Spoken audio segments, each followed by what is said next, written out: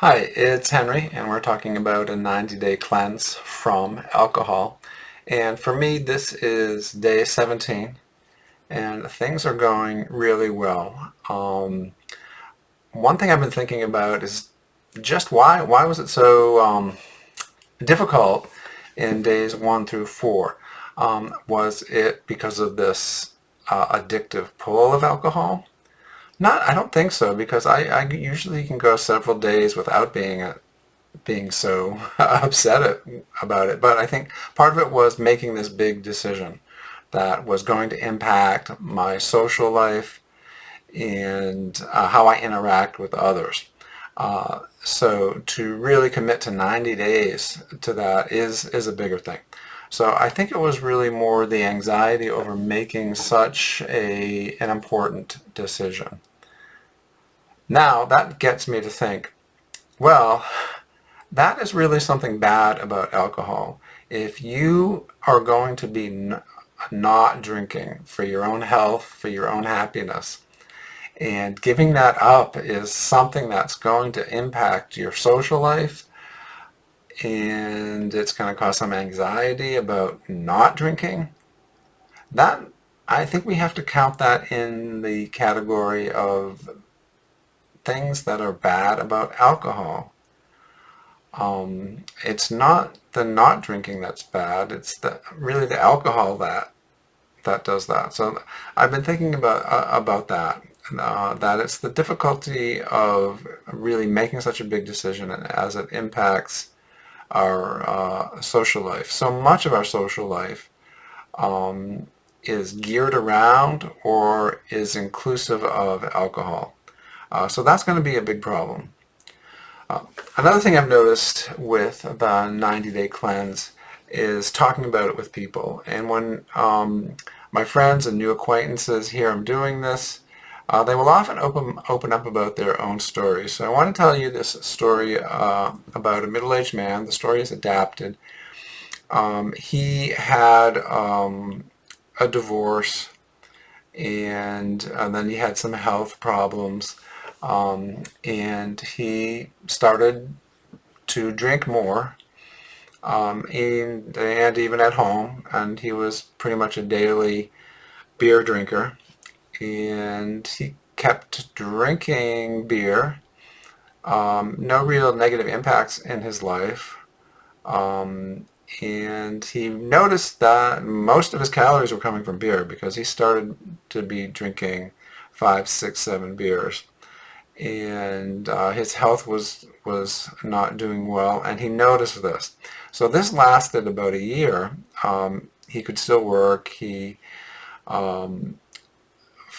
met a new girlfriend, and he wanted to improve his life, and he realized that things were not working well. So on the 4th of July, he made a decision to stop drinking. And the first 2 weeks were difficult for him, but he did it. He was able to.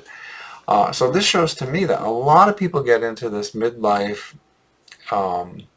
problem with drinking. It sort of sneaks up on them in midlife as they deal with problems in life. But he was able to do it. And as I talked to him, I realized, well, this could have been an alcoholic. This could have been someone who just could not pull himself out of this. And so that's another big negative on for alcohol for those of us who are low to moderate drinkers. You run the risk of becoming ever more addicted to the substance. The substance is addictive. And some spiritual humility here. Am I going to be someone who is strong enough to get out of a hole that is dug by alcohol and my own decisions?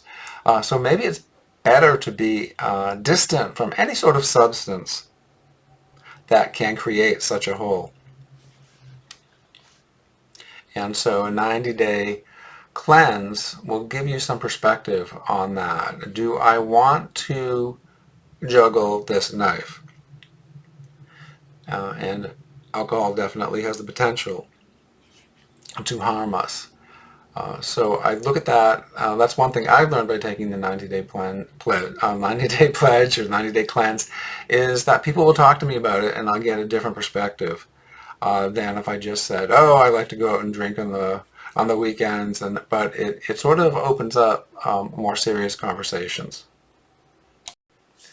I also want to talk about what I'm thinking about on day 17 that are some of the reasons why I have started these 90-day cleanses. The first is that there have been studies that have come out in the past 10 years, so in 2010 and following, that have really called into question the purported studies from the 1990s that alcohol was protective of the heart, that it had cardiac benefits.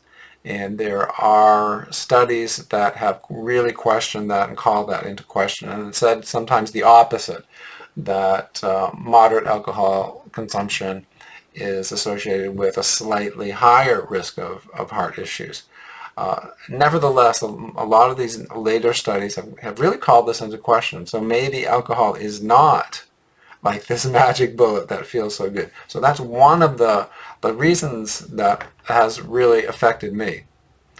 Another reason is that I've noticed alcohol interferes with my sleep. And that seems to be something that studies are really showing now, that even moderate alcohol consumption really messes up our sleep. It interferes, especially with our REM sleep. And I'm thinking more about this, that I want to go back to these and ground some of these studies for you. So I want to do that, but that has been in my thinking. And I don't have the studies right for you now, but I will be getting them in the course of these 90 days. So those are two of the big reasons. Another one for me is just that I noticed that when I would be drinking, say in the afternoon or dinner when I was alone after work, cooking, or with a friend cooking, I noticed that alcohol, while it felt good, I could definitely feel that drug. I began to notice what I was doing while was under these effects, and I realized that I would just be doing some things, some sort of just surfing the web, going for walks, maybe just doing some light work in the garden. And I realized that just drinking alcohol didn't really count as doing anything. It didn't, it was boring. It became boring. And it didn't count. Something in me wanted to say, you're doing something, you want it to count as something. And so I just wasn't happy with the fact that I was doing that. I wasn't being productive. I wasn't finding something that was really making me essentially happy. And I think that's a really important spiritual thing, is to really be geared towards what you are doing. Is it really making you happy? Does it really count as something you're doing? And if something counts as something valuable, then it has an inherent value to it, like going for a long walk, calling a friend.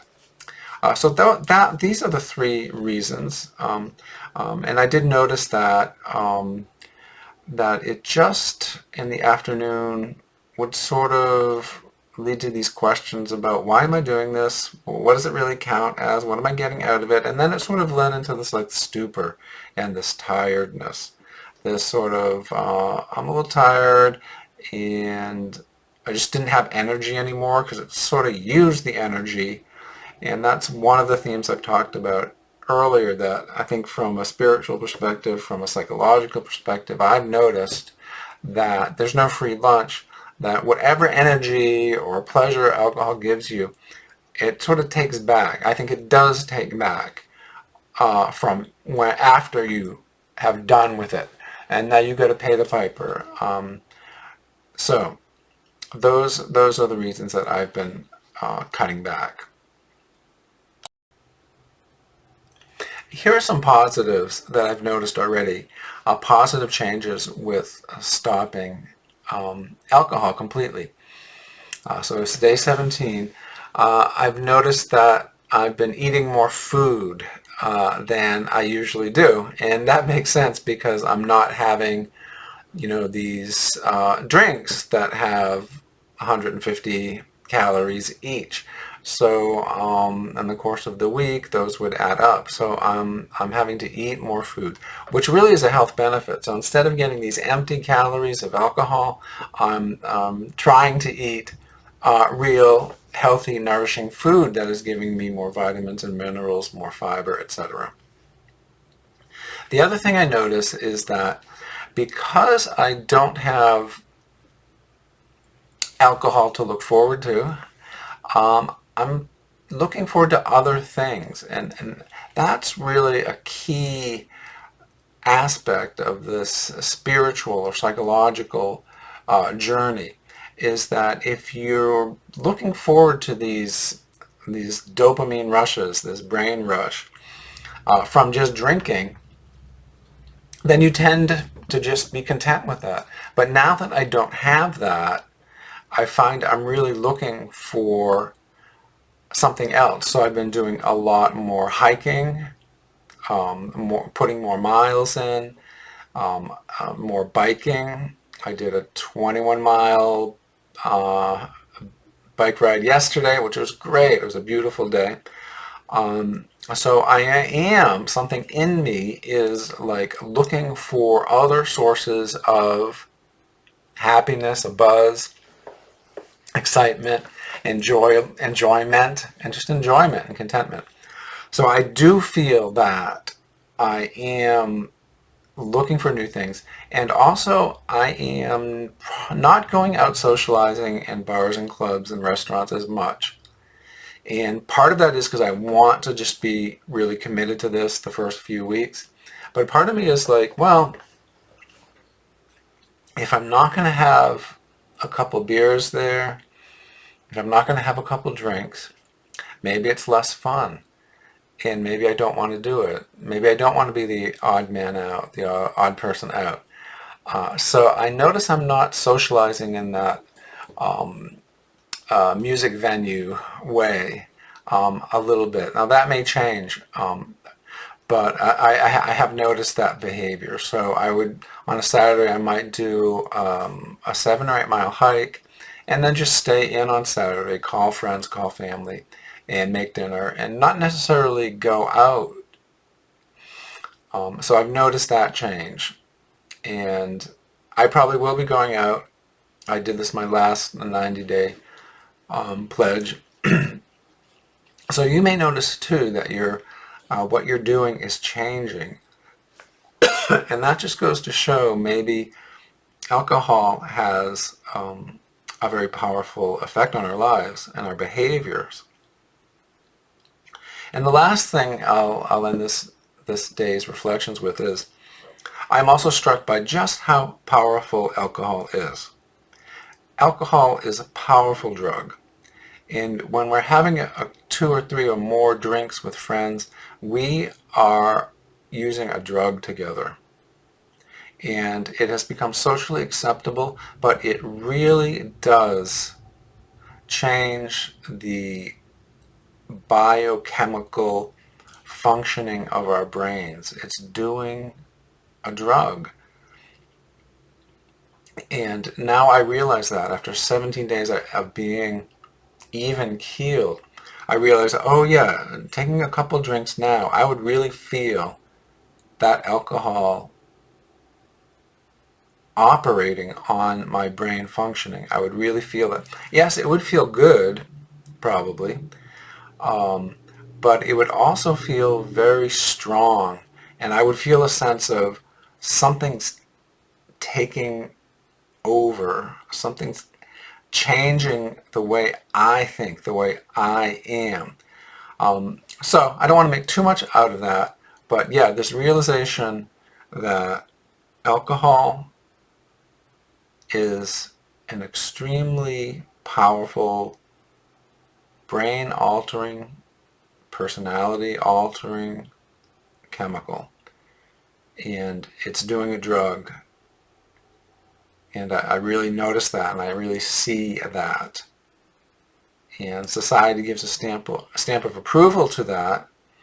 And it's okay if you can keep it low to moderate.